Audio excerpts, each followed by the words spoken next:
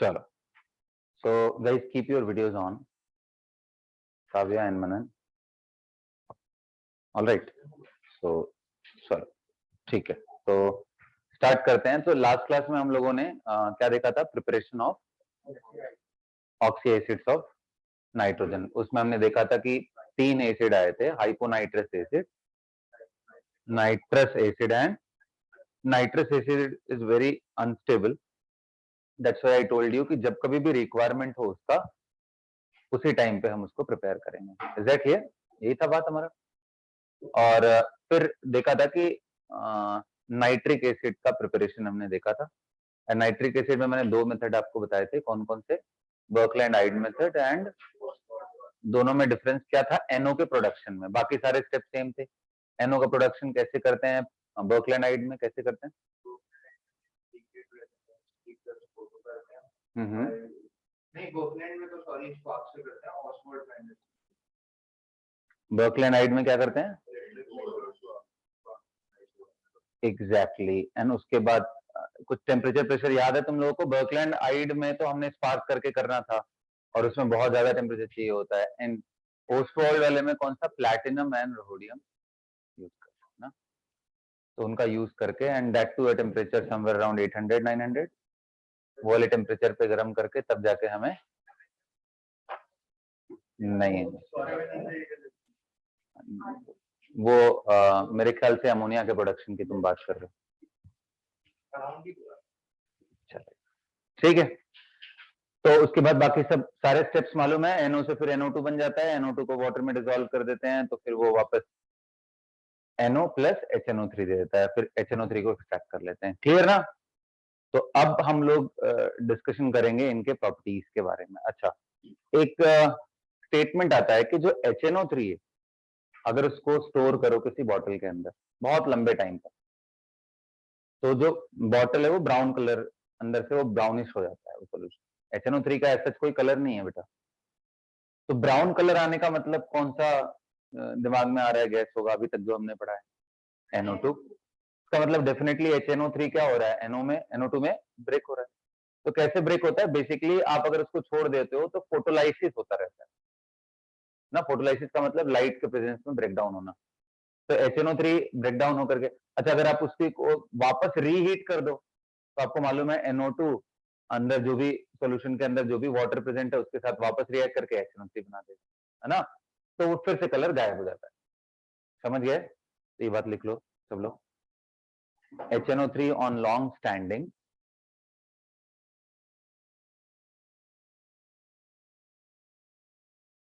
appears brownish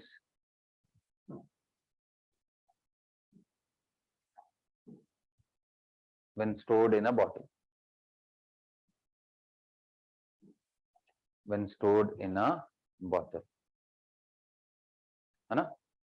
When stored in a, why it happens? Because a part of HNO3, because a part of HNO3, part of HNO3 breaks down, part of HNO3 breaks down into, किसमें break down होता है? NO2 through photolysis. तो कैसे break down होगा बेटा? HNO3 मान लो light है, लाइट को जनरली हम HNO के फॉर्म में ऐसे लिखते हैं, right? This is how we represent. तो ब्रेक डाउन होकर के क्या दे देगा ये आपको? NO2 plus O2 H2O। अभी अपना बैलेंस कर लो, आप कितना कितना है सबको बैलेंस कर लो। एंड अगर आप इसको हीट कर दो, इसको हीट कर दो, तो वापस से आप यहां पहुंच जाओगे। ठीक है,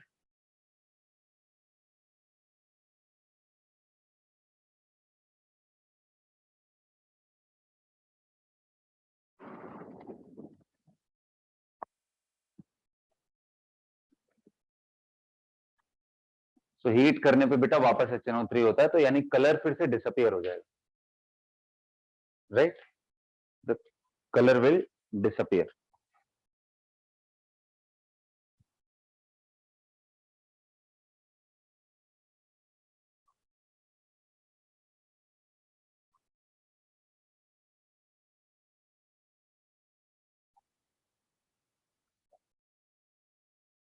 ओके।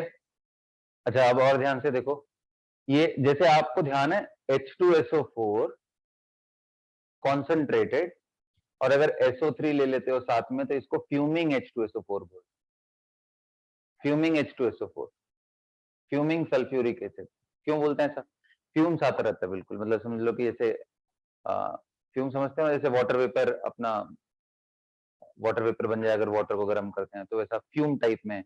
तो फ्यूमिंग अपीयरेंस HNO3 के केस में तब आएगा जब आप इसका मिक्सचर ले लो, concentrated HNO3 plus NO2 mixture is known as fuming nitric acid, fuming nitric acid।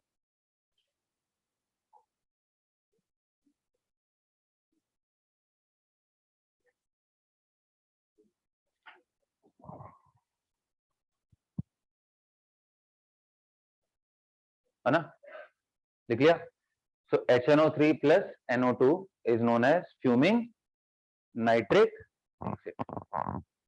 Clear? अब मुझे एक बात बताओ कि HNO3 के प्रॉपर्टीज के बारे में आ जाओ समझ। तो HNO3 का हाइब्रिडाइजेशन ले सकते हो, बहुत आसान है, बताओ तो इसका स्ट्रक्चर बना सकते हो HNO3 का?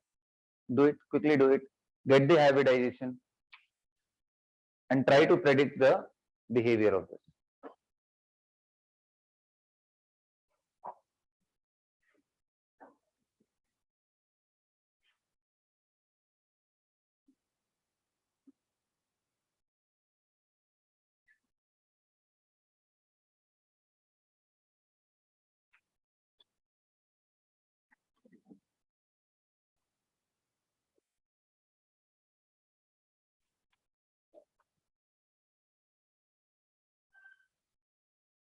कर लिया स्ट्रक्चर, बनाया बच्चों आप लोगों ने? बनाओ, नाइट्रोजन के सारे एसिड के स्ट्रक्चर बनाओ। HNO3, पहली बात तो दिमाग में रहना चाहिए कि ये एक ही हाइड्रोजन है, डबल OH कहां से लगा दिया तुमने? How come these two OH? अच्छा, इसका मतलब कि एक तो OH लिंकेज पक्का ही है, बाकी सारे जो ऑक्सीजन है उनको दिमाग लगाओ, कैसे लगाओगे? लगाओ, बनाओ, दिखाओ।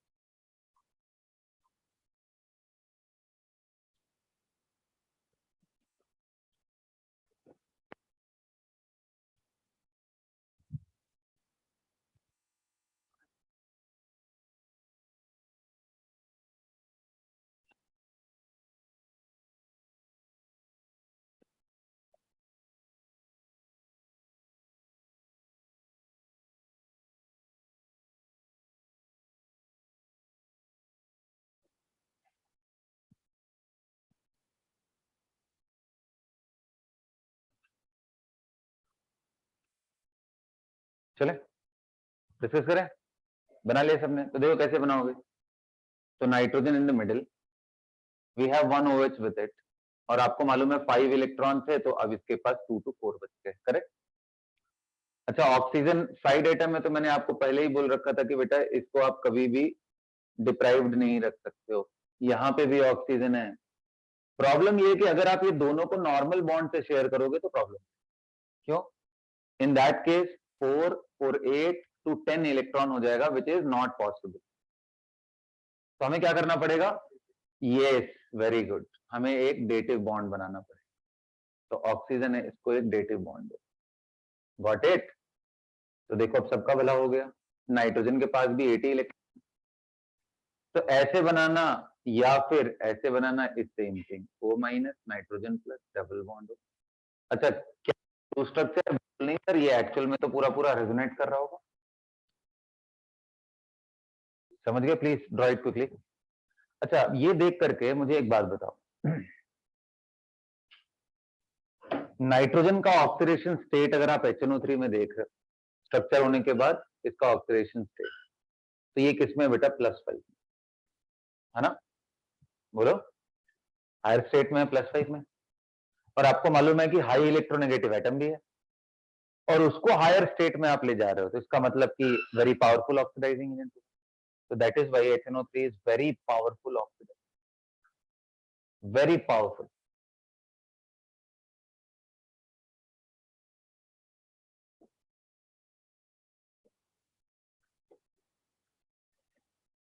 ये बहुत ज्यादा पावरफुल है, ये ध्यान रखना कि ये अपने 5-6% HNO3 भी एक ठीक ठाक ऑक्सीडाइजिंग एजेंट है। 5-6% का मतलब समझ रहे हो?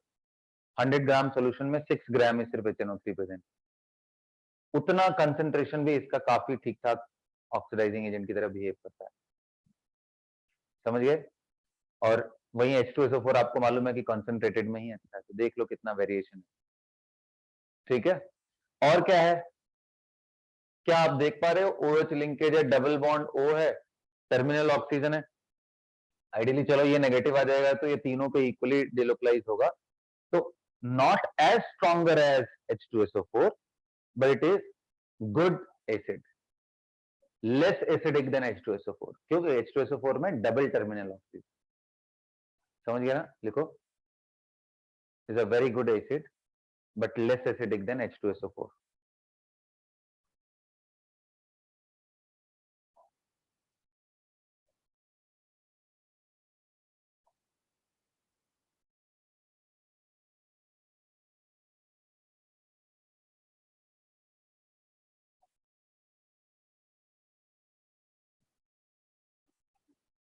तो अब HNO3 का कंसेंट्रेशन मैं बोलूं कि वेरी डाइल्यूट, वेरी डाइल्यूट, कहीं पे भी लिखा हो वेरी डाइल्यूट HNO3 का मतलब क्या हुआ, कितना परसेंट? व्हेन वी से वेरी डाइल्यूट इट मींस कि बहुत कम कितना होगा? 6% HNO3 by mass is very dilute, ये पहला पॉइंट। नियरली 20% ले लिया आपने, 20% HNO3 बाई मास, ये समझ रहे होगे वाटर के साथ सोल्यूशन में बोल रहा हूं, is said to be dilute, dilute HNO3। 70% अगर मैंने ले लिया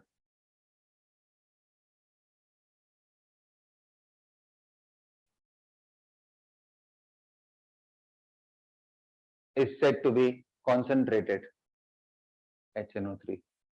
और बेटा एकदम बहुत ज्यादा कर लो, यानी 80% एंड अबव, तो क्या हो गया? Highly concentrated. तो मेरे ख्याल से इतना काफी है, उसके ऊपर आप समझ सकते हो।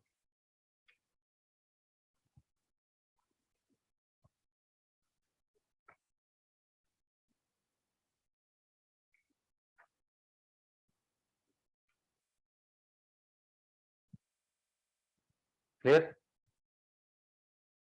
नोट कर लिया? तो इट्स अ वेरी पावरफुल। अब अच्छा, इतना पावरफुल ऑक्सीडाइजिंग एजेंट है, तो what are the possible products? लेकिन उससे पहले मुझे ये बताओ, बड़ा सिंपल सा है, एज इसका रिएक्शन, रिएक्शन की बात करते हैं, केमिकल रिएक्शन।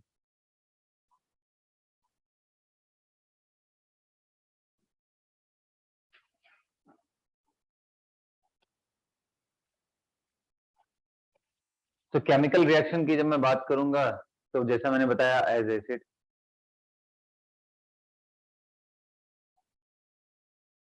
क्या होगा भाई जब आप HNO3 को लेते हो किसी भी बेस के साथ, जैसे NaOH के साथ, तो क्या बन जाएगा? बोलो, ये sodium nitrate along with water. But ध्यान रखना HNO3 क्योंकि बहुत पावरफुल ऑक्सीडाइजिंग एजेंट भी है, तो यहाँ पे अमोनिया बेस मत ले लेना, अमोनिया प्लस वाटर यानी अमोनियम हाइड्रोक्साइड, इसको ले लेंगे तो क्या हो जाएगा?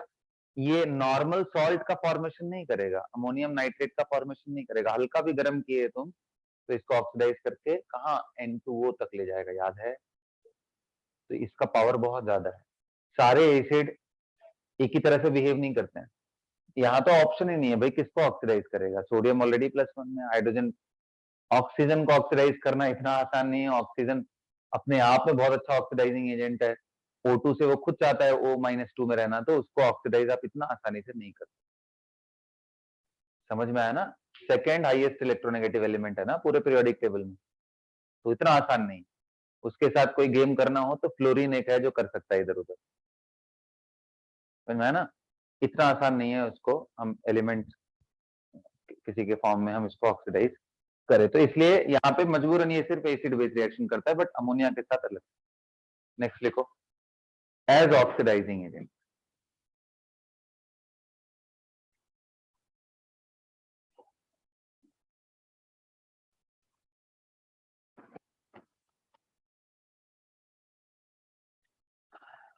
and this is the most important point related to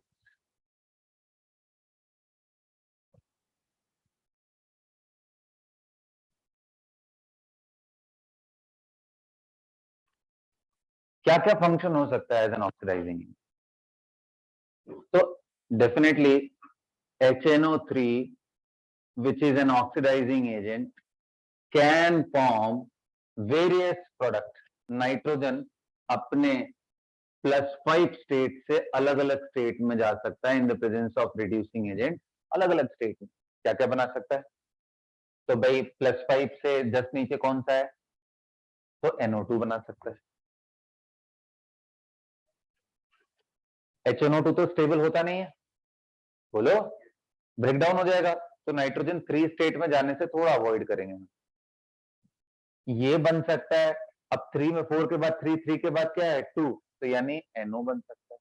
बोलो भाई बन सकता है ना +2। फिर क्या बन सकता है +1 में N2O बन सकता है। Is that clear? N2O के अलावा और क्या बन सकता है? तो मतलब NH2 बन सकता है। और क्या मतलब various possibilities are there, I am showing you. Not इतना ही नहीं है, और भी है सब।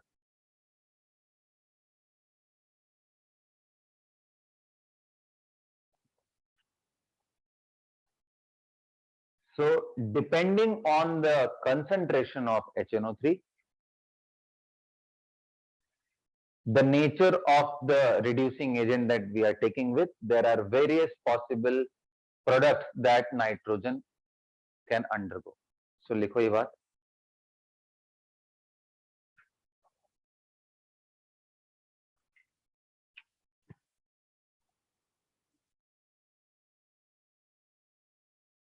Nitrogen can undergo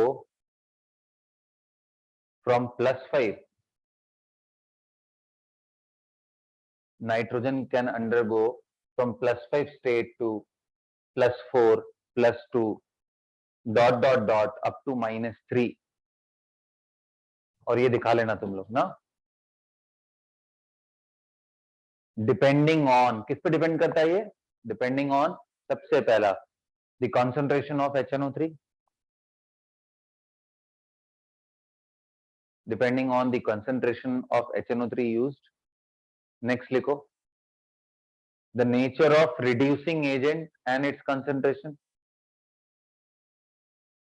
nature of reducing agent. And third लिखो और क्या होगा? Temperature you are using. और ये वेरियस पॉसिबिलिटी दिखा लो।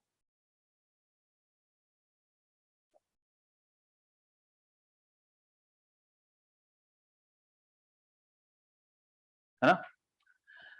अभी बच्चों इतना पावरफुल है HNO3, इतना ज्यादा पावरफुल ऑक्सीडाइजिंग एजेंट है कि पूरे पीरियोडिक टेबल को अगर तुम देख लो, सभी के एलिमेंट्स को ले लो, be it metal, be it non metal, be it metalloid, तो सबके साथ रिएक्ट करके कुछ ना कुछ बनाते हैं। मेटल्स के साथ, नॉन मेटल्स के साथ, मेटलॉइड के साथ। लेकिन कुछ कुछ ऐसे मेटल, उसमें कैटेगरी है, कुछ कुछ मेटल ऐसे हैं जो इसके साथ पैसिव, पैसिविटी शो करते हैं। ये पैसिव चीज क्या होता है? देखो पैसिव होना और ना रिएक्ट करना दोनों अलग अलग चीजें। नहीं रिएक्ट करने का मतलब आप रिएक्शन करा रहे हो, कुछ भी नहीं बन रहा है। पैसिविटी का मतलब क्या है कि कोई रिएक्शन स्टार्ट तो हुआ, लेकिन जैसे ही कोई मेटल मान लो मैंने लिया, रिएक्शन स्टार्ट हुआ और इसके ऊपर कुछ ऐसे ऑक्साइड की या कोई कंपाउंड का कोटिंग हो जाए तुरंत रिएक्शन होते ही, तो अंदर वाले मटेरियल अब क्या है? एक्सपोज नहीं है। और अंदर वाले अगर एक्सपोज नहीं है तो उनका मॉलिक्यूलर लेवल पे रिएक्शन हो नहीं पाएगा, तो रिएक्शन सीज कर जाएगा। तो रिएक्शन की टेंडेंसी है थर्मोडायनेमिक्स, बट पैसिव हो गया। वो पैसिव इसलिए हो गया क्योंकि प्रोटेक्टिव लेयर का फॉर्मेशन। तो ऐसे कुछ मेटल्स हैं जो प्रोटेक्टिव लेयर, जैसे कंसंट्रेटेड HNO3 ले लो, कंसंट्रेटेड, और आयरन का रिएक्शन उसके साथ करा दो, तो इनिशियली थोड़ा आपको प्रोडक्ट मिलेगा, लेकिन तुरंत थोड़ी देर के बाद वो फिर पैसिव हो जाएगा। समझ गए? तो ऐसे सिर्फ यही नहीं है, एल्यूमिनियम है, बहुत सारे ऐसे और स्पीशीज हैं जो कि इस तरह का पैसिविटी शो। अच्छा, कुछ ऐसे मेटल्स हैं जो इनसे रिएक्ट नहीं करते। अब गेस करो रिएक्ट नहीं करने वालों में कौन से होंगे, गेस करो, जेन्युइन। नोबल मेटल्स जैसे कॉपर का तो नाम मत लेना, copper reacts with oxidising acid, H2SO4 के साथ भी रिएक्ट करता है। नॉन ऑक्सीडाइजिंग, क्योंकि तुम बार बार ये नहीं ध्यान दे रहे हो, आप इलेक्ट्रोकेमिकल सीरीज लगा तो दिए, बहुत अच्छा किया ना, ऐसा लिखबा सर का नमाज ली, समझ रहे हो, मैं ऐसे लिख रहा हूं और डॉट डॉट डॉट डॉट करके यहाँ पे हाइड्रोजन एंड उसके नीचे कॉपर Hg, बोलो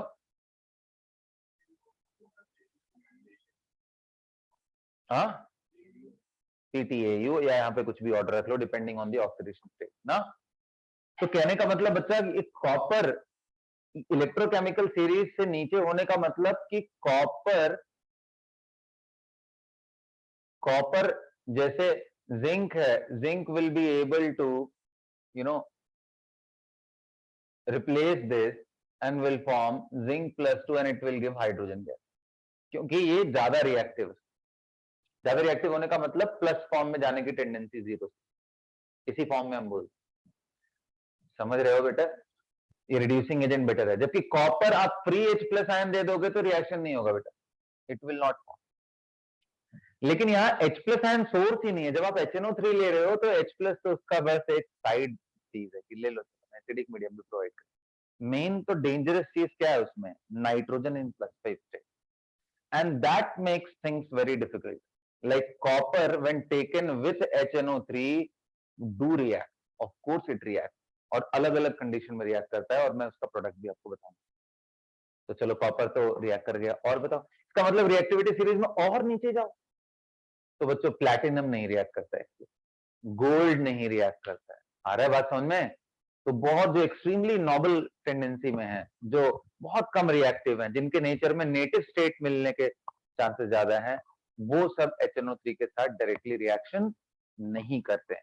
फिर एग्जाम में पूछता है अगर उनको भी रिएक्ट कराना हो, उन मेटल को भी, जब HNO3 से नहीं रिएक्ट कर रहे हैं, तो इमेजिन करो H2SO4 वगैरह को तो कुछ नहीं समझते होंगे यार, वो तो माइल्ड एसिड, कोई भी रिएक्शन नहीं करता, माइल्ड ऑक्सीडाइजिंग एजेंट है ना, सॉरी एसिड तो अच्छा है, एसिड का कोई काम ही नहीं है, एसिड का कोई काम ही नहीं है, H के नीचे वालों के लिए तो H+ का कोई काम ही नहीं है।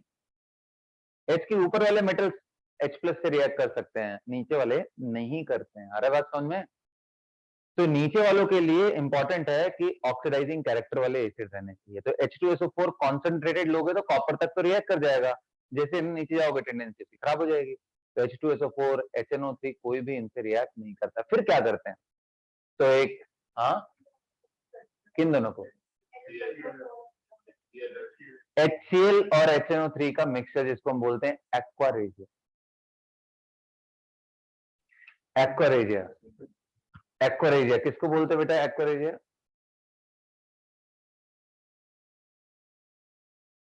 What is aqua regia?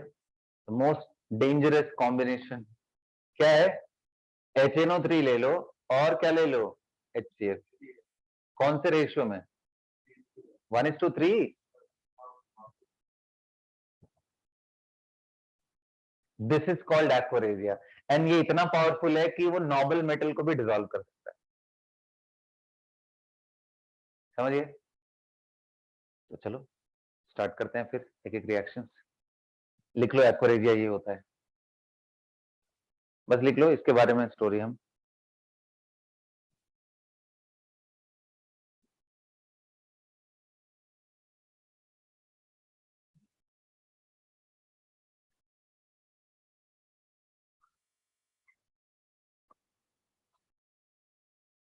नोट करके लिख लो, नोट करके लिखो। HNO3 is so powerful oxidizing agent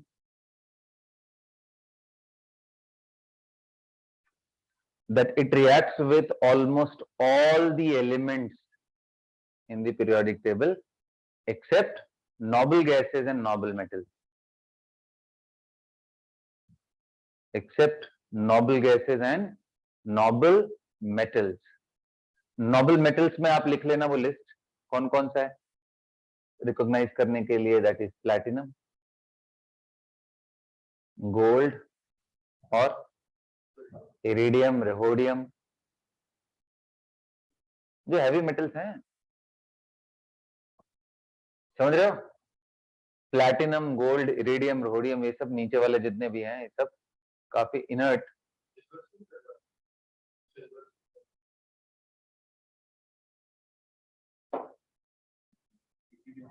ना प्लैटिनम AuIrRH, नहीं एजी के साथ तो देखो कॉपर के साथ रिएक्ट कर गया, मैंने ये नहीं बोला कि इनके साथ नहीं रिएक्ट, मैंने बताया कि जब नीचे जाओगे तो टेंडेंसी कम होगी। तो ये प्लैटिनम गोल्ड इनके साथ रिएक्शन नहीं शो करता, नोबल गैसेस के साथ भी नहीं करेगा, समझ रहे हो ना? हीलियम के साथ रिएक्शन कराओ कहाँ, अरे नोबल गैस तो वैसे भी नहीं रिएक्ट करता है यार किसी से, बड़े मुश्किल से तो उसके कुछ प्रोडक्ट्स बनते हैं फ्लोरीन के साथ, है ना? तो चलो प्लैटिनम AuIrNRH ये सब ऐसे हैं, लिखो, नेक्स्ट लिखो। देयर आर सर्टेन मेटल्स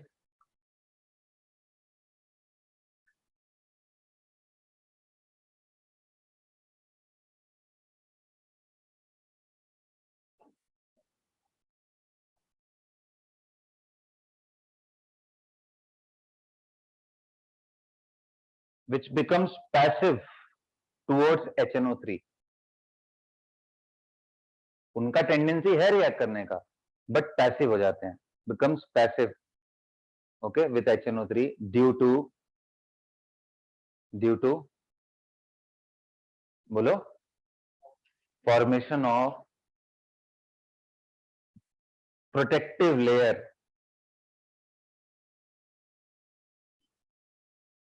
किसका प्रोटेक्टिव लेयर बन सकता है? मोस्टली ऑक्साइड्स का होता है, due to protective layer of, due to the formation of protective layer of oxides, generally oxides ना, समझ गए? प्रोटेक्टिव लेयर शो कर सकते हो कि ये बन गया, है ना? अब वो कौन से मेटल्स हैं उनका भी लिस्ट लिख लो आप। एस ब्लॉक से स्टार्ट करें तो एम्फोट्रिक ऑक्साइड किसका होता था? बेरिलियम का, तो बेरिलियम शो पैसिव, उसका कोई लेना देना नहीं है इससे, बस मैं याद करा रहा था आपको ना, बेरिलियम। नेक्स्ट आप लिखो कौन सा? क्रोमियम, और क्रोमियम की जो प्रॉपर्टी है वो किससे मिलती जुलती है? एल्यूमिनियम से, मतलब इन मेटलिक फॉर्म +3+3 वाला, तो एल्यूमिनियम भी इस लिस्ट में लिख लो। और कौन है भाई? क्रोमियम, इसके अलावा आयरन है, कोबाल्ट है, निकिल है, आयरन, कोबाल्ट, निकिल।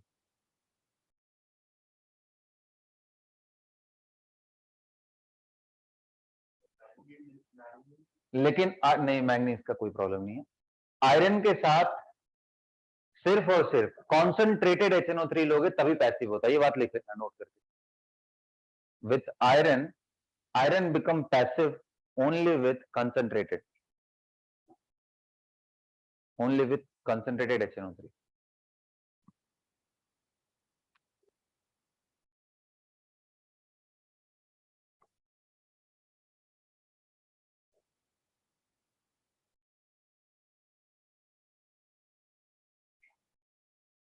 लिख लिया बच्चों?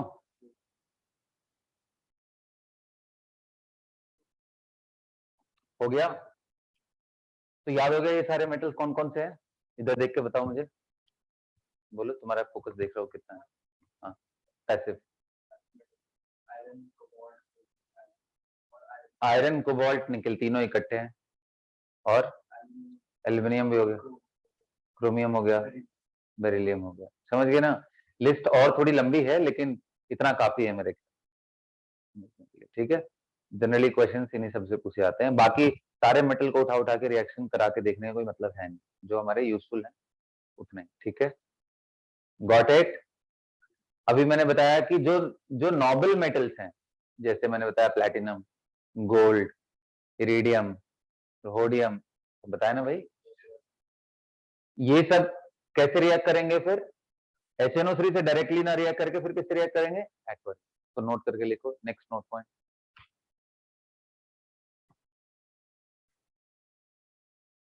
नोबल मेटल्स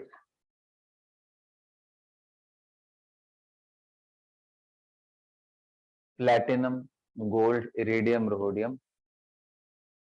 आपको बताया मैंने, does not react with HNO3 in any form, concentrated, dilute, कुछ भी कर लो, नहीं, but do react with, does not react with HNO3 but do react with aquaresia. Please write it down, aquaresia.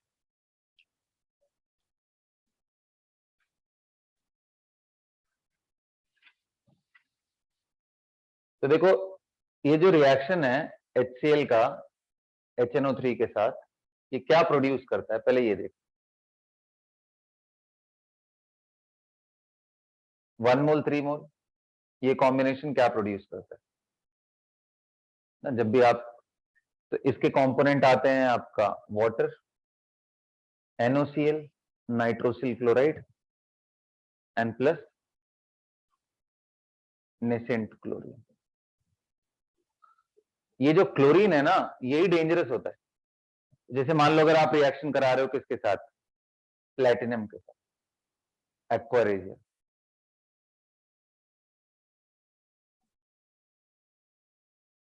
तो ये platinum बनाता है H2PtCl6।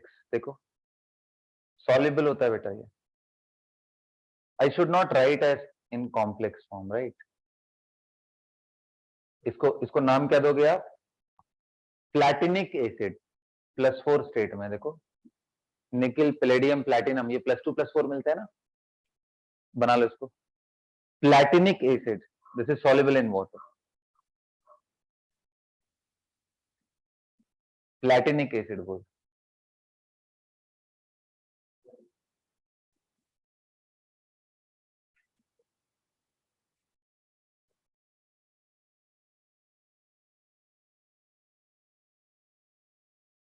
गोल्ड के साथ बनाओगे,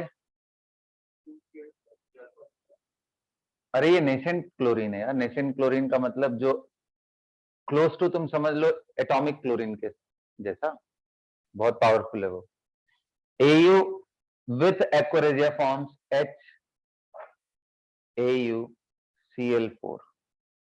यहां पे गोल्ड का ऑक्सीडेशन स्टेट कितना होगा बेटा, +3।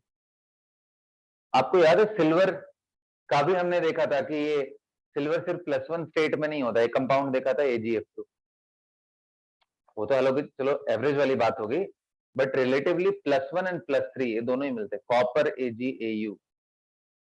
ये बड़ा ही वियर्ड सा ग्रुप है, इसमें ऑक्सीडेशन ट्रेंड समझ में नहीं आता कैसे हो रहा है, क्योंकि कॉपर में देखो +1 +2 होता है, उसके नीचे वाले में +1 +3, गोल्ड में भी +1 +3, समझ रहे हो, तो ये +3 स्टेट में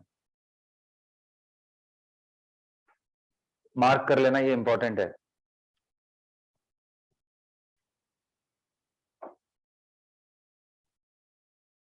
तो ये डिसॉल्व किस वजह से हुए हैं, बिकॉज ऑफ ज्वाइंट इफेक्ट, एक तो HNO3 का oxidising power, at the same time chlorine का कॉम्प्लेक्स बनाने की एबिलिटी इनके साथ।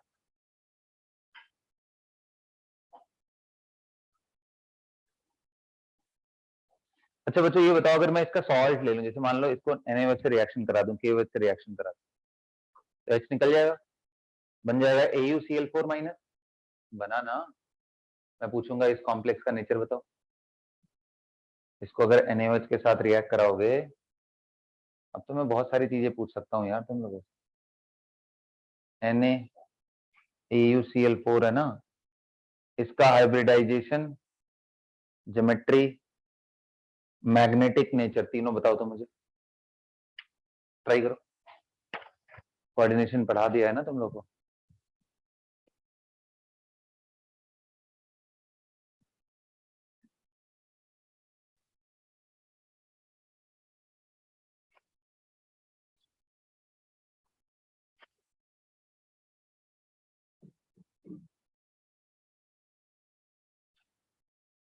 जल्दी करो।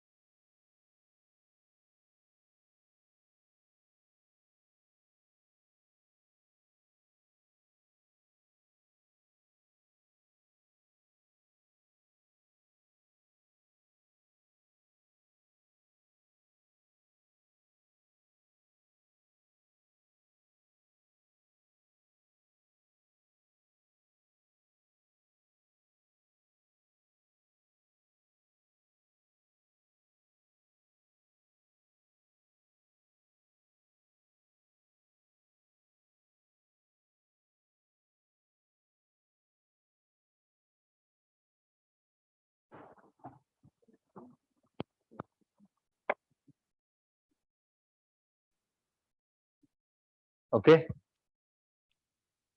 कर लिया।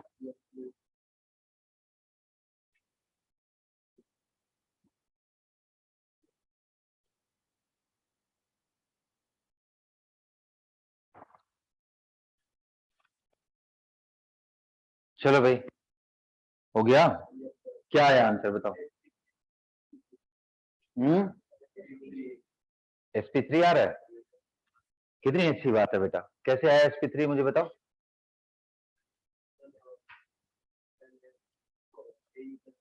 au+3 में है ना।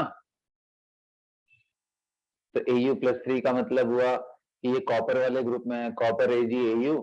तो इसका जनरल कॉन्फ़िगरेशन होता D10S1। तो 3 निकालना है, इसका मतलब कि S निकल गया और 2D का निकल गया, मतलब D8 हो गया, यही बोल रहे हो ना। और D8 का मतलब कि हम ऐसा बना लेंगे 1 2 3 4 5 एंड 6 7 8, यही बोल रहे हो ना। तो उसके बाद कैसे सोचा। क्लोरीन वीक फील्ड लाइगेंड, ऐसे ही सोचा। इसमें तुमने भी ऐसे ही सोचा, सबने ऐसे ही सोचा सीधा। 5D सीरीज में है। बताया था कि आप कैसे ध्यान दोगे, ये इसीलिए मैंने पहला पॉइंट नेचर ऑफ मेटल लिखाया था, बाद में मैंने लिखाया था आपको कौन सा, strong field and weak field. लेकिन अभी भी दिमाग में देखो, स्ट्रॉन्ग फील्ड वीक फील्ड निकलता ही नहीं। पहला ध्यान आपको कहां जाना चाहिए कि मेटल कौन सा यूज, ये मेटल कौन सी सीरीज में बिलोंग करता है, कौन सी सीरीज में है। 5D। 5D में तो यार तुम टेट्राहेड्रल कैसे बनाओगे, ये पूरा पेयरिंग कराने की टेंडेंसी है इन पे। ये स्क्वायर प्लेनर कॉम्प्लेक्स बनाते हैं। याद करो, मैंने बताया था 30 से 50% स्प्लिटिंग एनर्जी चेंज हो जाता है जैसे जैसे आप सीरीज बदलते जाते हो। क्यों मनन, याद है बेटा। Yes sir. तो 3D से 4D एंड 4D से 5D। कैमरा ऑन रहे यार तुम लोग का, एक ही बात बार बार बुलाते रहते हो। तो 3D से 4D, 4D से 5D जाते हो तो ठीक है, यहां तक ध्यान है। तो उस हिसाब से गोल्ड का फिर हाइब्रिडेशन क्या हो जाएगा, DsP2। ये सब ध्यान रखो यार ना, तो बहुत गड़बड़ हो जाएगा। तो डायमैग्नेटिक कॉम्प्लेक्स क्लियर है। आगे बढ़े, बोलिए आगे बढ़े। से बताओ H2PtCl6 में PtCl6-2 आ रहा है, उसमें सोचो एक बार। H2PtCl6 उसका सोचो, मतलब उसके सॉल्ट का PtCl6-2।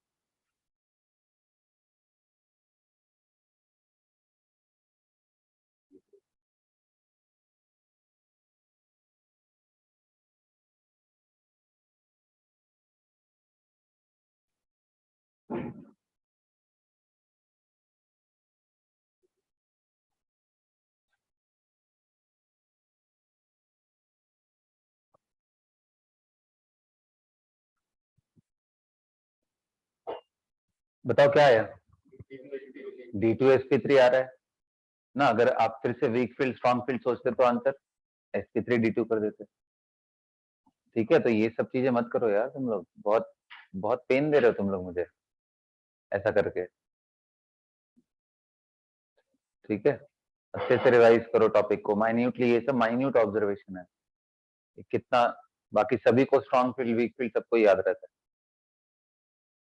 चलो आगे देखते हैं फिर। तो आ, ये एक particular portion HNO3 reducing agent, ये खत्म होने के बाद मेटल्स का, खास करके नोबल मेटल्स। तो अब थोड़ा डीपली एंटर कर। तो सबसे पहले मैं डिस्कस करूंगा कि different non metals and metalloids के साथ ये क्या प्रोडक्ट लिखो। रिएक्शन ऑफ कॉन्सेंट्रेटेड HNO3, अब मैं बात कर रहा हूं।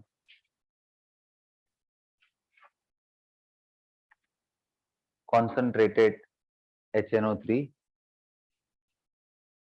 With remaining metal and metalloid. Remaining का मतलब जो ऊपर डिस्कस कर दिया है उनको छोड़ करके ना, metals and metalloids, metal, non metal and metalloid सबके साथ इकट्ठे देख लेते हैं। किसका मैं बात कर रहा हूं बेटा? कॉन्सेंट्रेटेड, क्लियर ना? कॉन्सेंट्रेटेड। तो चलो अब गेस करते हैं क्या क्या बन सकता है। तो सबसे पहले नॉन मेटल से शुरू करते हैं, क्योंकि नॉन मेटल को ऑक्सीडाइज करना मुश्किल होगा, क्योंकि नॉन मेटल का जनरली हाई इलेक्ट्रोनेगेटिविटी होता है। तो स्टार्टिंग विथ हमारा नॉन मेटल कहां शुरू होता है? बोरॉन फैमिली से। कौन है बोरॉन? खुद में नॉन मेटल, बोलो। तो मैं रिएक्शन पहले कराता हूं, लिखो विथ नॉन मेटल हेडिंग डाल करके, सब हेडिंग डाल करके। बोरॉन,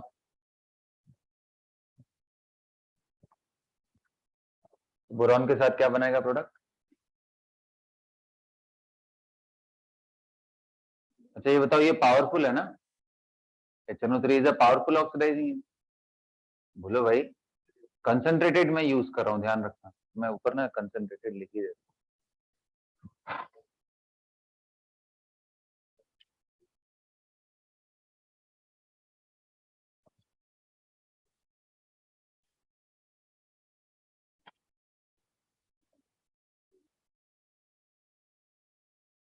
तो बोरॉन दिख रहा है सबको? कॉन्सेंट्रेटेड HNO, क्या बनेगा गेस करो? क्या बनना चाहिए? गेस करो, एनी गेस?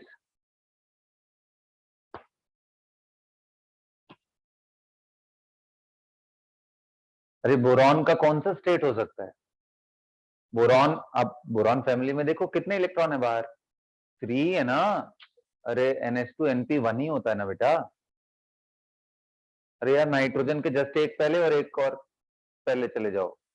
तो अब नाइट्रोजन के वैलेंस शेल में 5 है, तो बोरॉन तक में 3 ही होंगे ना। तो कहां तक लेके जाएगा? 3 में। 3 का कौन सा इसका कंपाउंड है? तो जब सोल्यूशन लिए हो तो वाटर भी है, तो ये H3BO3, orthoboric acid. Please right it down, it will form orthoboric acid, high statement. अच्छा साथ में क्या प्रोडक्ट आएगा?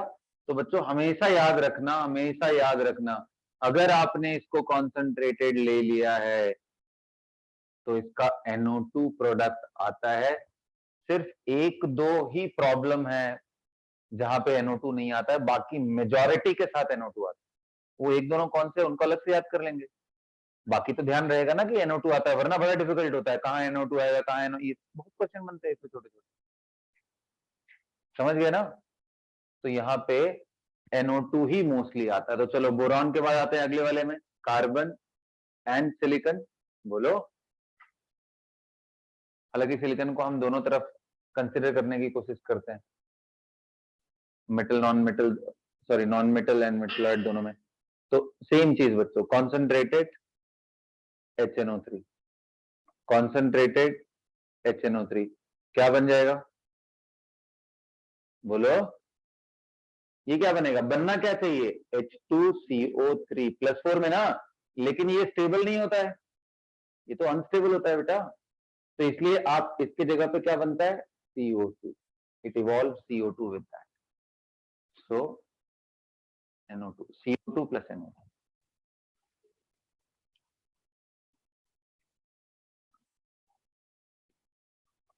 अच्छा बताओ, NO2 ब्राउन कलर भी है और पैरामैग्नेटिक भी है। बोलो भाई। ये साथ में ब्राउन भी,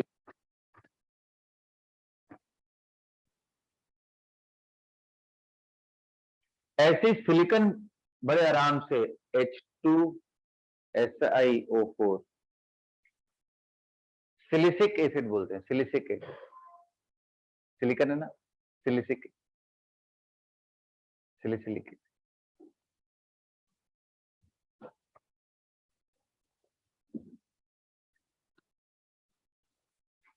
समझ गए बात, है ना? End of course plus NO2। और आगे बढ़ो, नाइट्रोजन वाले ग्रुप में आ जाओ। नाइट्रोजन वाले ग्रुप में आओ। नाइट्रोजन खुद से तो कोई मतलब नहीं है, N2 तो तुम्हें मालूम है कि इनर्ट है यार, N2 से तो कोई डेयर नहीं कर सकता रिएक्शन करने के। तो फास्फोरस आते हैं, P4 व्हाइट ले लो, तुम्हारी मर्जी, तुम कोई भी फास्फोरस ले लो यार, इतना डेंजरस है ना ये, कोई भी फास्फोरस ले लो, रिएक्शन सबसे कर। क्या बनेगा ये? P4 से क्या बनेगा? सीधा H3PO4, कोई मजाक नहीं है इसके साथ, हाईएस्ट स्टेट में लेके जाता है, कहीं पे भी नहीं रुकने वाला है। फास्फोरस, आर्सेनिक, आर्सेनिक को भी ऐसे ही H3ASO4 में लेके जाएगा। आर्सेनिक तो हमारा मेटलॉइड हो गया, तो इसलिए मैं लिख नहीं रहा हूं, बट समझ जाओ, ठीक है। अब आते हैं ऑक्सीजन फैमिली में। ऑक्सीजन तो सेकेंड हाईएस्ट इलेक्ट्रोनेगेटिव एटम, उसको आसानी से तो लेके नहीं जा सकता, तो अब किसको लेके चले हम? सल्फर को। सल्फर ऐसे कोई भी फॉर्म ले लो आप, रोम्बिक ले लो, मोनोक्लिनिक ले लो, कॉन्सेंट्रेटेड HNO3 जब भी आप लोगे तो क्या बन जाएगा बेटा? H2SO4, बिल्कुल, प्लस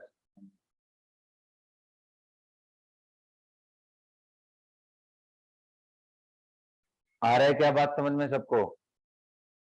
बोलो। और कौन सा नॉन मेटल है भाई? फिर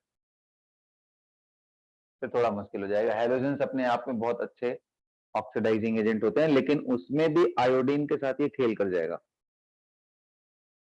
आयोडीन के साथ अगर HNO3 ले लो तो आयोडीन को कहां तक पहुंचा देगा ये? HiO3, बहुत पावरफुल तो है लेकिन हाईएस्ट में नहीं लेके जाता, क्योंकि हैलोजन खुद में अच्छे ऑक्सीडाइजिंग एजेंट होते हैं। ठीक है, बेचारा आयोडीन थोड़ा कमजोर है तो उसको लेके चला गया यहाँ तक, इसका ये मतलब थोड़ी ना +7 तक लेके चले जाओ, ठीक है ना, क्योंकि एक्चुअल कंपाउंड हाईएस्ट स्टेट में। तो NO2 सभी में देखो NO2 निकल रहा है, कोई प्रॉब्लम? प्रोडक्ट में कोई प्रॉब्लम नहीं। तो विथ ये क्या था? नॉन मेटल, लिखो विथ मेटलॉइड्स,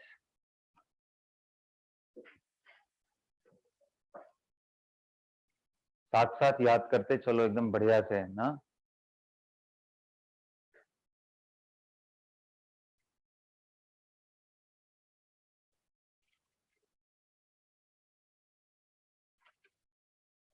विथ मेटलॉइड की मैं बात कर रहा हूं।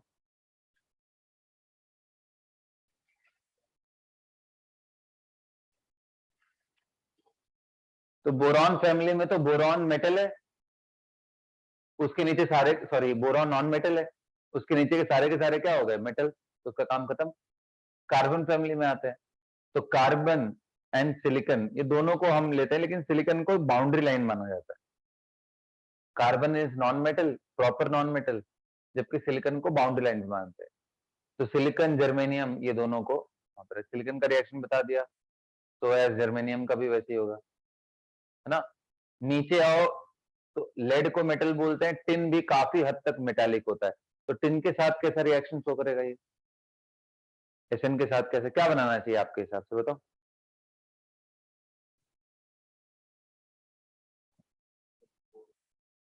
हम्म, बोलो। बिल्कुल +4 में लेके आए, तो लिखो विथ टिन, हालांकि tin is more like a metal है ना, with S N, more like a metal guys ना, ये बात ध्यान रखना, tin is more like a metal. तो या तो यहां मत लिखो, हम लोग मेटल्स में इकट्ठे लिख लेंगे। आर्सेनिक वगैरह में देख लेते हैं, नाइट्रोजन, फास्फोरस, आर्सेनिक। आर्सेनिक का भी मैंने पहले ही बता दिया, खुद से लिख लो, आर्सेनिक प्लस HNO3 कॉन्सेंट्रेटेड, ध्यान रखना मैं बार बार बोल रहा हूं, क्या बनने वाला है? बिल्कुल जैसे फास्फोरस बना रहा था H3PO4, वैसे ही आर्सेनिक भी बनाएगा, H3AsO4।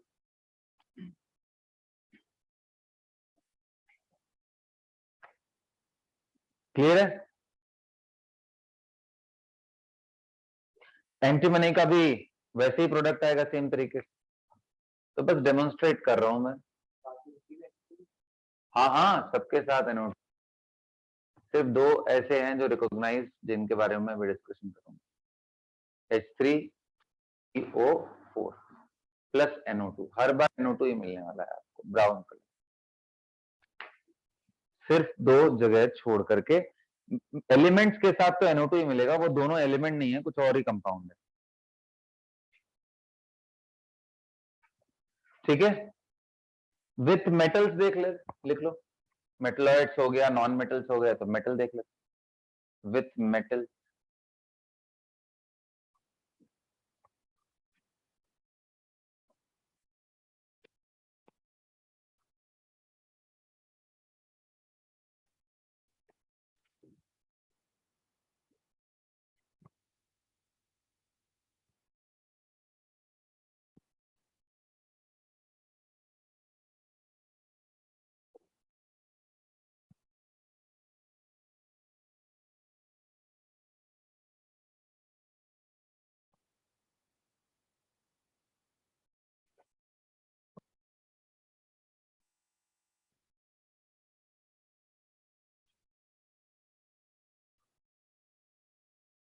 बड़ी मेहनत करा दिया यार ग्रीन कलर चिपक जा रहा है पूरा।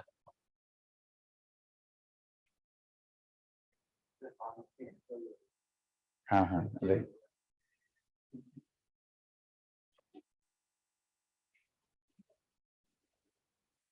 है ना। तो विथ मेटल्स, मेटल्स बच्चों उठा करके कोई भी यूज कर लो यार, तुम लोग जिसकी मर्जी, जो मन करे वो यूज कर लो।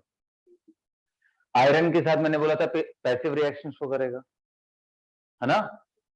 आयरन वगैरह के साथ पैसिव, मतलब मोस्टली मैं उधर के मेटल के, देखो ऊपर वाले तो डेफिनेटली रिएक्ट करेंगे, मैं हाइड्रोजन के आसपास वाले मेटल का डिस्कशन करूंगा, चलेगा।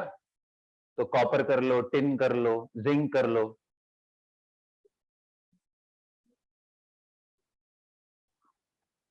क्या बनेगा ये,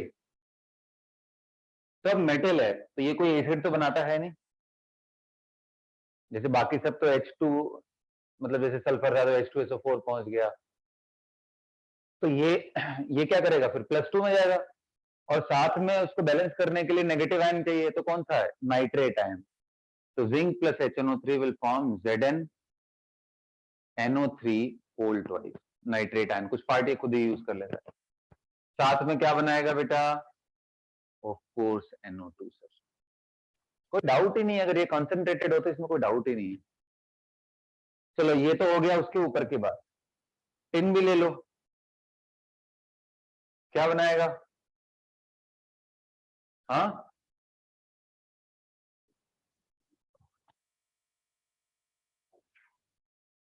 बोलो, अरे कार्बन का है ना, तो +4 स्टेट में जाएगा ये, कार्बन वाले ग्रुप का है, प्लस NO2, ये सुनो। अच्छा थर्ड, जिंक टिन, उसके बाद और कौन सा बोलो, कॉपर ले लो, मतलब मैं आपको सारी वैरायटी दिखा दे रहा हूं, बोलो क्या बनेगा ये, CU हाईएस्ट स्टेट +2 में जाएगा। अच्छा अब तुम समझ रहे हो कि मैं इसको क्यों बोल रहा था कि आप किस में रखो, मेटलॉइड के फॉर्म में।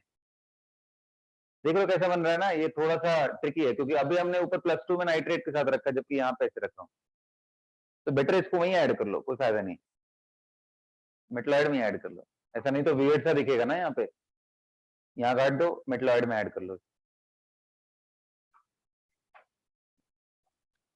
रिएक्शन तो लिख ही लो, लेकिन मेटलॉइड वाले पोर्शन में लिख दो।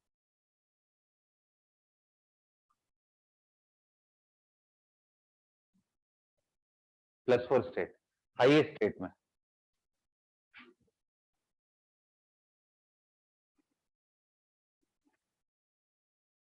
क्लियर। यहाँ देखो +2 स्टेट में जा रहा है, बोलो। तो जिंक हो गया बेटा, कॉपर हो गया, तो वैसे मर्क्यूरी का भी +2 स्टेट में जाएगा, HgNO3 होल ट्वाइस। कॉन्सेंट्रेटेड लिया तो हाईएस्ट स्टेट में ले जाने की उसकी पावर है, क्लियर है ना। आयरन लिया तो +3 स्टेट में लेके जाने की पावर है, लेकिन वो समझ रहे हो पैसिव हो जाता है कॉन्सेंट्रेटेड के साथ, तो इसलिए उसके रिएक्शंस को मैं दिखा नहीं रहा हूं ऐसे, क्लियर है ना। बट इसका ये मतलब नहीं है कि आपने मैंगनी यूज कर लिया और मैंगनीज को वो KMnO4 में पहुंचा देगा, ऐसे तो ऐसा भी नहीं है कि मतलब आप कुछ भी कर दे रहे हो weird सा, ठीक है। मतलब जो नजदीक नजदीक वाले हैं, खास करके जहां पे दोनों का थोड़ा सा ही डिफरेंस है ऑक्सीडाइजिंग प्रॉपर्टी में, रिड्यूसिंग प्रॉपर्टी में, इलेक्ट्रोड पोटेंशियल का उतना बड़ा गैप नहीं है, तो वहां तक हायर स्टेट तक लेके जाए। क्लियर हो गया? तो कॉन्सेंट्रेटेड के साथ आपने देख लिया, चाहे वो मेटल हो, नॉन मेटल हो, है ना, सबके सब क्या प्रोड्यूस करने की कोशिश कर रहे हैं, चाहे वो मेटलॉइड हो, सबके सब क्या प्रोड्यूस, मोस्ट केसेस में NO2 ही आ रहा है। मैं अगेन बात कर रहा हूं, बहुत ज्यादा जो एक्टिव मेटल्स हैं उनके रिएक्शन हम लोग कराए ही नहीं है। सोडियम, इनके बारे में आप ढूंढना, कुछ नया चीज मिले तो उसको नोट कर लेना, वैसे जरूरत नहीं है, एग्जाम में कभी पूछेगा नहीं उन सब चीजों के बारे में, ठीक है। जितने इन्फॉर्मेशन दिए हुए हैं उनको हम सिस्टमेटिकली सेट कर लेते हैं, ठीक है। सोडियम ने, आयरन के केस में तो मैंने बताया है, हाँ वो तो पैसे, ठीक है। अच्छा, अब वो कौन से दो ऐसे कंपाउंड्स हैं जिनके साथ NO2 ना मिलके कुछ और मिलता है कंसंट्रेटेड गैस? तो एक तो मैंने बहुत पहले भी आपको डिस्कस किया हुआ था, ब्राउन रिंग टेस्ट याद है? बोलो। उसके अंदर क्या होता है कि नाइट्रेट एंड नाइट दोनों के साथ आता है, तो वहां कंसंट्रेटेड भी आप HNO3 यूज कर लो और एक्वस सोल्यूशन ले लो किसका, फेरस सल्फेट का, तो आपको NO ही प्रोडक्ट मिलेगा, NO2 नहीं। दूसरा आता है पोटेशियम आयोडाइड, तो ये दोनों ऐसे हैं जो बेटा NO प्रोडक्ट देते हैं। इवन आप कॉन्सेंट्रेटेड यूज करो या डाइल्यूट यूज करो, फर्क नहीं पड़ता है, दोनों ही केस में आपको क्या प्रोडक्ट मिलता है, NO। तो नोट करके लिख लो ये बात।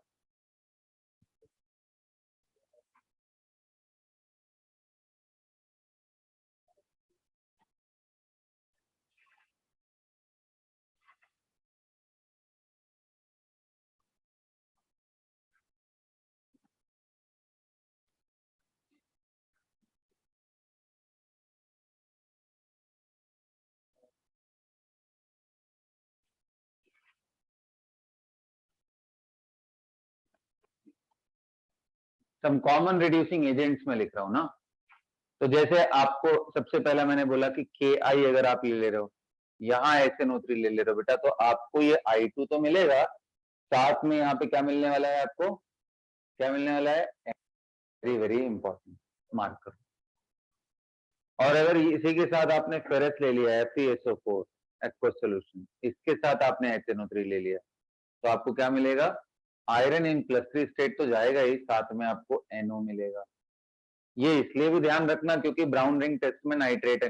अच्छा, ये दोनों को छोड़ दे तो सर आप H2S लिए ना, H2S भी तो होता है कॉमन रिड्यूसिंग एजेंट में, मैंने बताया था ना आपको, कंसंट्रेटेड ले रहे, तो यहाँ पे आपको सल्फर मिल गया, और क्या मिल गया, NO2, यहाँ कोई प्रॉब्लम नहीं।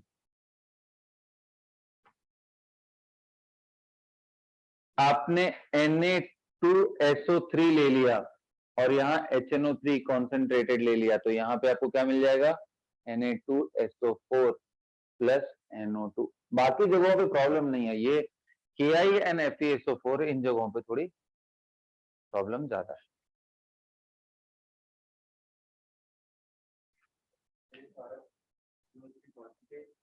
Concentrated, yes.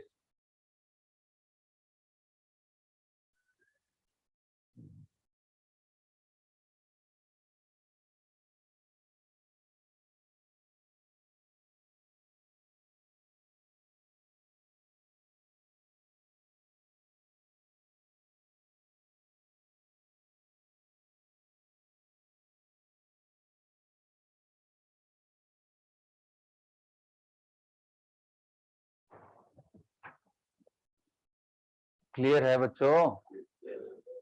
चलो great.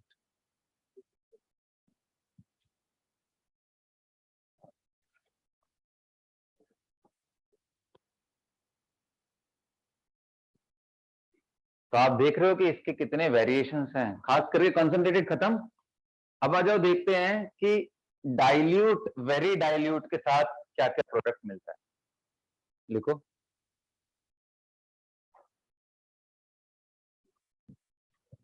The reaction of dilute and very dilute HNO3, reaction of dilute and very dilute HNO3.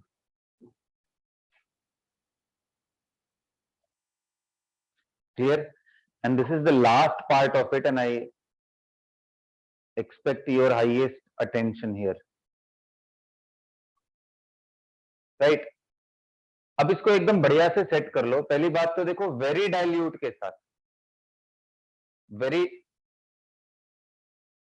Very dilute के साथ रिएक्शन आप खुद सोचो कि वही कर सकता है जो रिलेटिवली एक्टिव मेटल हो, क्योंकि आप डाइल्यूट करते जाओगे तो उसका ऑक्सीडाइजिंग पावर कम होता जाए. ये ना भाई, concentrated is very powerful oxygen, आप उसको डाइल्यूट करोगे तो और कम हो गया, और बहुत डाइल्यूट कर दिए तो बहुत कम. सो इन दैट केस वो सारे मेटल के साथ रिएक्ट नहीं कर पाएगा. वेरी डाइल्यूट किसके साथ रिएक्ट करेगा? विद एक्टिव मेटल्स होंगे. एक्टिव मतलब अच्छे मेटल. अच्छे मेटल कौन से? जो हाइड्रोजन के ऊपर वाले सीरीज में. समझ गए? तो नोट करके लिखो. very dilute HNO3, very dilute HNO3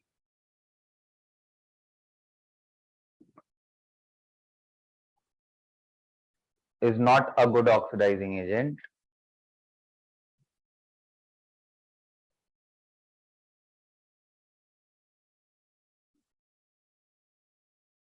So होगा क्या? बोलो. Metals lying below hydrogen in electrochemical series. So metals lying below hydrogen in electrochemical series will not react with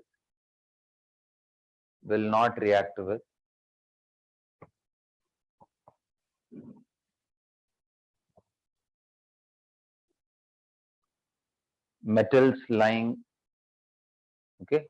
below hydrogen in electrochemical series will not react with very dilute. कहने का मतलब बेटा कि copper ले लो आप और HNO3 ले लो, very dilute. Very dilute का मतलब मैंने बताया था 5-6% वाले स्टेज में, 6% के आसपास, तो कोई रिएक्शन नहीं. ठीक, ये तो पहला पॉइंट है. दूसरा, दो ऐसे मेटल है बेटा, मैग्नीशियम एंड मैंगनीज. ये वेरी डाइल्यूट, वेरी डाइल्यूट मतलब जितना कम से कम डाइल्यूट कर सकते.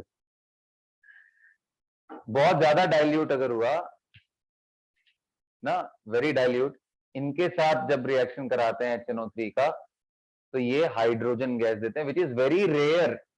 क्योंकि हाइड्रोजन देने का मतलब रिएक्शन इस बार H+ कर गया. तो आप लिख सकते हो only MgNMn evolve hydrogen with very dilute HNO3. दोनों सिंपल है, MM से याद करने में भी आसानी. और ये बहुत रेयर है. रेयर इन द सेंस कि बार बार नाइट्रोजन पार्टिसिपेट करता है. ये ऐसे केसेस हैं जहां पे कौन पार्टिसिपेट कर रहा है? H+ is participate. ठीक है. तुम कह सकते हो कि इनकी रिएक्टिविटी और भी ज्यादा है. हम जब और ऊपर जाते जाएंगे तो रिएक्टिविटी और ज्यादा होती जाएगी ना. हाँ, तो बहुत सारे हैं ऐसे. मैं ऐसा नहीं बोल रहा हूं, मतलब मैं इन जो टेस्टेड फॉर्म है बस मैं उनको लिखा रहा हूं. आई एम नॉट सेइंग कि ऊपर वाला सोडियम ले लोगे तो क्या होगा. बिल्कुल निकल सकता है. लेकिन डी ब्लॉक के मेटल्स में अगर आप देखो तो ये मैंगनीज उसका एकमात्र सोल्यूशन मुझे दिख रहा है ना, जितने भी टेस्टेड है. अच्छा, और अगर मैं डिस्कशन करूं वेरी डाइल्यूट के साथ, तो अब तो हो गया. और थोड़ा नीचे आते हैं फिर रिएक्टिविटी सीरीज में. और नीचे आने का मतलब कि मैं आ जाऊं कहां तक? टिन वगैरह के पास ना, MgNM. टिन वगैरह के पास आकर के थोड़ा देखता हूं. तो SN reacts with dilute HNO3 और क्या प्रोडक्ट बनाता है? हाँ यार, अब तुम कितना. देखो देखो, एक चीज और बता दूं. सिर्फ पीरियोडिक टेबल में मेटल होने का ये मतलब नहीं है कि हम सारे का रिएक्शन देखें। कई सारे मेटल अबंडेंट हैं ठीक ठाक अमाउंट में, जिनका प्रैक्टिकल यूजेस बहुत ज्यादा है। कई सारे सिर्फ पीरियोडिक टेबल को सजाने के लिए हमने बना दिया है मतलब कि उनका अबंडेंस बहुत कम है, बट क्योंकि पीरियोडिक टेबल हमारा खूबसूरत दिखाई दे पूरा भरा भरा, तो इसलिए वो मेटल्स डिस्कवर किए गए। उनकी जनरल केमिस्ट्री में यूज नहीं होता, उनके कई कई बार वो इतने कम होते हैं कि बहुत खर्चीला प्रोसेस होता है उनको बनाना ही। अबंडेंस बहुत कम है मतलब डिफिकल्ट बहुत ज्यादा होगा चीजों को वो करने के लिए ना। तो अब तो इसलिए सारे एलिमेंट्स का केमिस्ट्री जरूरी नहीं है कि बुक में रिपोर्टेड ही हो। आपका बहुत मन कर रहा है, आप जब थोड़े और बड़े हो जाना तो लैब वैब रख करके एक्सपेरिमेंट करो, उसकी प्रॉपर्टीज लिखो। ऐसे है, ऐसा नहीं है कि नहीं है, बट हम कितने चीजों का रिएक्शंस पढ़ेंगे ये भी सोचो। तो इसलिए इसलिए डॉक्यूमेंटेड कम ही है, जितना जितना सारा है उनमें से कुछ कुछ पोर्शन ही डॉक्यूमेंटेड। तो टिन प्लस HNO3 का रिएक्शन करेंगे तो क्या बनेगा बोलो? डाइल्यूट, वेरी डाइल्यूट का मैं बात कर रहा हूं। हाँ बिल्कुल सही, वेरी डाइल्यूट के साथ कहां जाएगा ये? +2 में। और +2 में जाएगा तो डेफिनेटली इसको नाइट्रेट चाहिए ही। तो देखो यहां पे मेटल की तरह बिहेव कर रहा है, SnNO3 होल ट्वाइस। और प्लस कौन सा? नहीं बच्चा, ये बनता है अमोनियम नाइट्रेट। बड़ा इंटरेस्टिंग, इसका मतलब यहां पे नाइट्रोजन कहां चला गया? अमोनिया के फॉर्म में, -3 स्टेट। देखो जितना डाइल्यूट लोगे ना, उतना ज्यादा ऑक्सीडेशन नंबर चेंज होने के चांसेस हैं। ऑक्सीडेशन नंबर चेंज होने का और भी चांसेस होगा अगर मेटल एक्टिव होता जाएगा, क्योंकि वो ज्यादा स्ट्रांगली रिड्यूस करेगा। और बाकी अगर और जगहों पे देखो तो क्या हो रहा है, नाइट्रोजन +5 से सिर्फ एक ही स्टेट में चेंज हुआ, 4 में, क्योंकि वो खुद बहुत पावरफुल था। और जो बहुत सारे HNO3 ऑलरेडी प्रेजेंट है, तो पर नाइट्रोजन जो loss, sorry, gain of electron है, वो थोड़ा कम हो जाता है। तो 5 से 1 में ही जा पाता है, जो चेंज है वो कम हो जाता है। तो कॉन्सेंट्रेटेड रखोगे तो चेंज कम होगा, डाइल्यूट कर दोगे तो थोड़ा और कम होगा, अल्ट्रा डाइल्यूट कर दोगे जो हम यहाँ पे कर रहे हैं तो बहुत। तो ऐसे केस में देखो नाइट्रोजन -3 स्टेट तक जाता है टिन के साथ। यहां तक कि टिन के साथ ये भी रिपोर्टेड है कि अगर आप डाइल्यूट भी लेते हो, ये तो वेरी डाइल्यूट हो गया ना, और डाइल्यूट भी अगर आप लेते हो तो दोनों के केस में सेम ही प्रोडक्ट आता है। Tin very dilute and dilute दोनों के साथ सेम ही प्रोडक्ट देता है। बट अगर टिन को ले लिया तुमने कंसंट्रेटेड HNO3 के साथ, तब तो आपको मालूम है यार प्रोडक्ट, फिर तो दिमाग ही नहीं लगाना है, H2SNO3 +4 स्टेट में लेके चला गया। और ये साइड प्रोडक्ट क्या है, टेंशन ही नहीं लेना है, कंसंट्रेटेड के साथ प्रॉब्लम ही नहीं है। प्रॉब्लम सारा कहां पे आएगा? जब डाइल्यूट है। समझ में आया? तो ऐसे ही बच्चों जैसे टिन है वैसे ही जिंक का भी रिएक्शन है, जिंक विद डाइल्यूट। लिखो लिखो लिखो फटाफट फटाफट, इसको खत्म करो, आखिरी के 3-4 रिएक्शन है बस खत्म। जिंक विथ वेरी डाइल्यूट लिखो,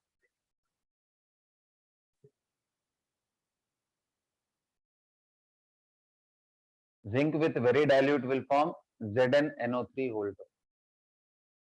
और प्लस ऑफ कोर्स यही चीज आएगा, अमोनियम नाइट्रेट। अरे नोट कर लो यार जल्दी जल्दी।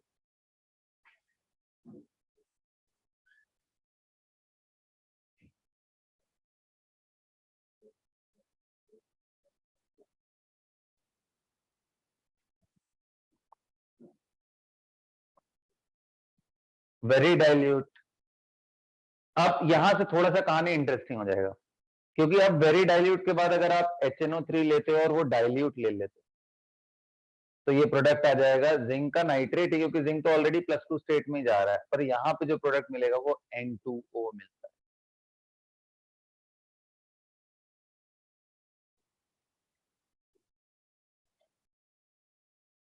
ठीक है, और कंसंट्रेटेड के साथ ले लिया तो वो तो टेंशन ही नहीं है। कंसंट्रेटेड के साथ क्या बनने वाला है? NO2, उसमें टेंशन नहीं लेना है। प्रॉब्लम क्या है, डाइल्यूट वेरी डाइल्यूट में क्या हो रहा है, वो एक प्रॉब्लम है। और उसमें भी थोड़ा पैटर्न सेट करोगे तो मेमोराइज करना, एट द एंड तुम्हें याद ही करना है। देखो टू बी वेरी ऑनेस्ट, ना, ज्यादा दिमाग, बस थोड़ा सा सोचोगे, थोड़ा बहुत लॉजिक लगाओगे तो उससे थोड़ी आसानी हो जाएगी। जैसे यार क्या बन रहा है, अमोनिया बन रहा है एक तो प्रोडक्ट, यानी अमोनिया एसिडिक मीडियम में तो अमोनियम आयन के फॉर्म में रहेगा, अमोनियम नाइट्रेट ही प्रोडक्ट है, तो यहाँ -3 स्टेट में चला गया। ये कब हो सकता है, दिमाग लगाओ थोड़ा, यार हाइड्रोजन के ऊपर वाले मेटल के साथ हो सकता है कि नीचे वाले के साथ, तो ऊपर वाले के साथ हो सकता है। और क्या कंसंट्रेटेड लेने पे होगा, नहीं यार, क्योंकि कंसंट्रेटेड ले लिया तो बहुत सारे HNO3 प्रेजेंट है, तो चेंज ऑक्सीडेशन होने का कम चांस मिलेगा। तो क्या करना पड़ेगा, डाइल्यूट ले लिया तो N2O बन रहा है, और वेरी डाइल्यूट ले लिया तो अमोनिया। जितना कम HNO3 लोगे उतना उसके स्टेट में चेंज होने के चांसेस ज्यादा रहेंगे। टिन के साथ भी वही है, टिन का बस एक ही प्रॉब्लम है कि डाइल्यूट के साथ भी सेमी प्रोडक्ट दे रहा है, टिन N2O प्रोड्यूस नहीं करता है, टिन N2O प्रोड्यूस नहीं कर रहा है।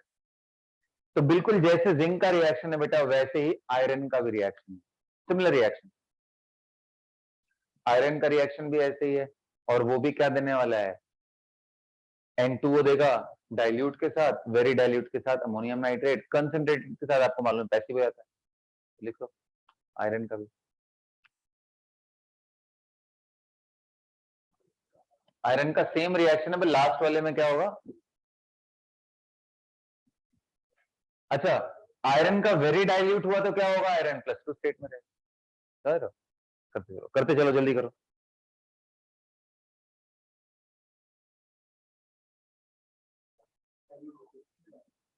हाँ, नहीं नहीं डाइल्यूट में नहीं, कॉन्सेंट्रेटेड में +3 में जाएगा।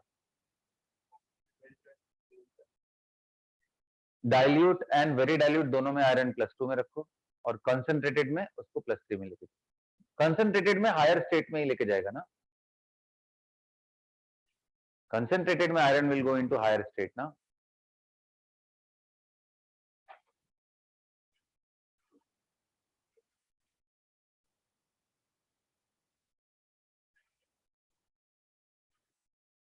Okay, got it.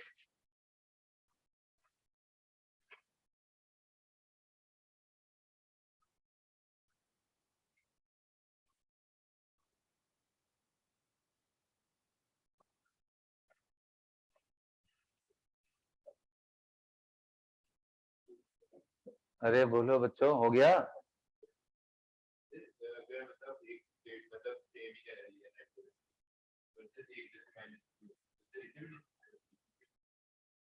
नहीं, ये बिल्कुल स्पेशल कैटेगरी हो गई जिसमें कुछ स्पेक्टेटर आयंस की तरह बिहेव कर रहे हैं, मतलब पूरा ये बेसिकली हो क्या रहा है, H+ नाइट्रेट आयन, तो nitrate ion as it is यहाँ उठ के आ गया बैलेंस करने के लिए, बाकी है तो this is not disproportionate. Disproportionate का मतलब तो होता है घटे और बढ़े सेम ही स्टेट, तो ये डिस्प्रपोर्शनेट नहीं है, this is simply a redox reaction, but इस रेडॉक्स में इसका बिहेवियर थोड़ा वियर्ड सा है।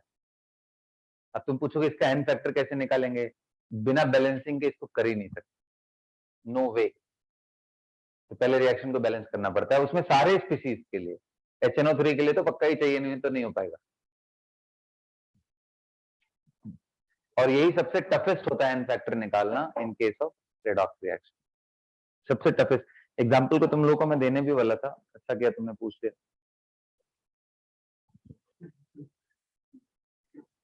हो गया बच्चों, खत्म, बोलो। तो चलो, तो हमने एक्टिव मेटल्स का तो हमने डिस्कशन कर लिया, नीचे वालों का क्या होगा, तो मैंने पहले ही बता दिया कि यार नीचे वाले रिएक्शन ही नहीं करते हैं। जैसे कॉपर को मैं ले लूं और HNO3 के साथ ले लूं रिएक्शन, किसके केस में, वेरी डाइल्यूट, तो रिएक्शन नहीं करेंगे, नो। मैंने पहले लिखा दिया।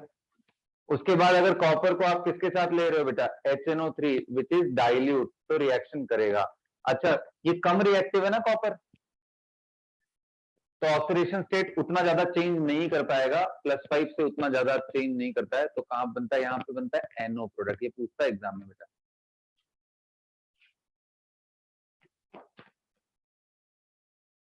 और आपको मालूम है कॉपर तो +1 स्टेबल ही नहीं होता एक्वस में, तो उसको +2 में ही लिखना, ऐसा नहीं कि डाइल्यूट में हर जगह पे सेम रूल मत लगा। हाँ बनेगा, अगर तुम कॉन्सेंट्रेटेड ले लो तो NO2 पक्का बनेगा, बता रहे हैं। देखो पहली बात तो उल्टा मत सोचो, नहीं तो फिर परेशान रहोगे हमेशा। ऐसे सोचो कि कंसंट्रेटेड में तो NO2 मिलने ही वाला है, जब डाइल्यूट ले लोगे तो इसमें चेंजेस फिर ज्यादा करने पड़ जाएंगे। जो यहाँ 5 से 4 में जा रहा है उसमें 5 से फिर और ज्यादा चेंज करना पड़ेगा। अच्छा, और भी ज्यादा चेंज कराना हो तो मेटल की एक्टिविटी बढ़ा लो तो N2O मिल जाएगा। ऐसे सोचो। और भी ज्यादा चेंज करना हो तो एक्टिविटी भी बढ़ा लो और इसका कंसंट्रेशन भी और घटा लो तो और ज्यादा चेंज होगा।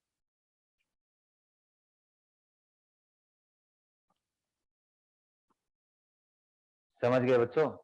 तो ऐसे ही कॉपर का लिखा है, वैसे ही तुम अगले एक दो और मैं एग्जांपल देता हूं, उनको लिख लो और खत्म करो। Silver and mercury, silver and mercury react करते हैं, सिल्वर एंड मर्क्यूरी।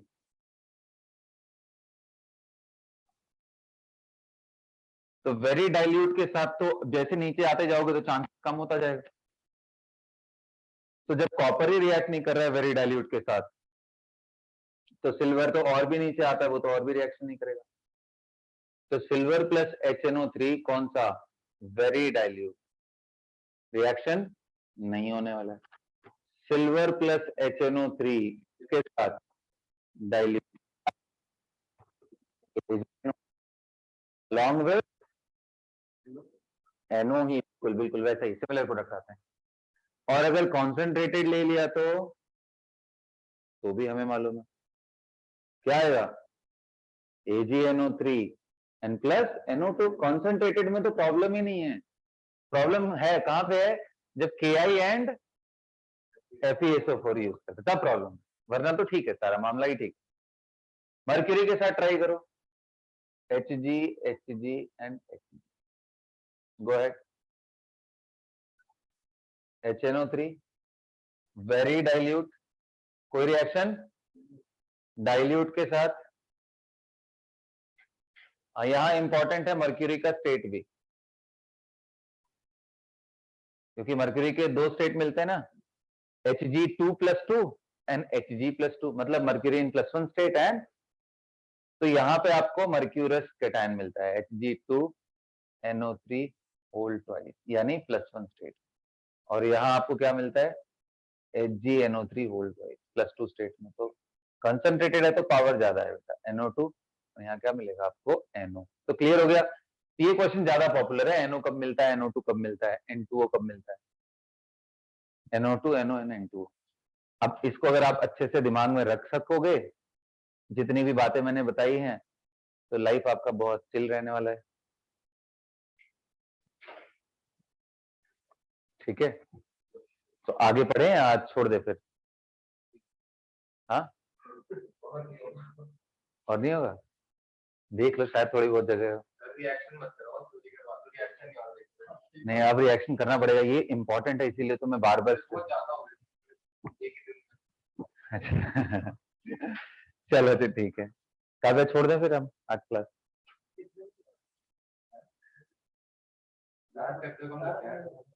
चलो अच्छा ठीक है, इतना तैयार करो तुम लोग। और करने के साथ साथ बच्चों प्लीज प्रैक्टिस में लेके आओ, न्यूमेरिकल्स देखोगे ना जो छोटे छोटे क्वेश्चंस बनते हैं, तो उनको देखोगे तो फिर यही इन्फॉर्मेशन तुमको वहां नए तरीके से हिट करोगे ना, तो याद होने की टेंडेंसी बढ़ती चली जाएगी। नहीं करोगे न्यूमेरिकल तो आप परेशान हो जाओगे।